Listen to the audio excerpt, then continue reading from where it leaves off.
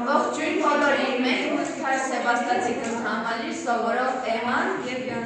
և այսօր մենք ձեզ ցույց կտանք սպիրտայրոցի կառուցվածքը և նաև անվտանգության կանոնները։ Սա ապակյա անոթն է։ Սա մետաղյա փողակն է։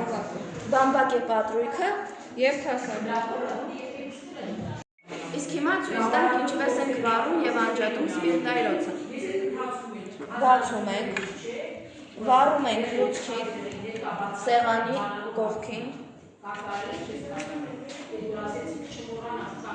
վառում ենք, հանգցնում փչերով, դնում ամանի մեջ և հանգցնում ենք կողքից մետաղյա թասակով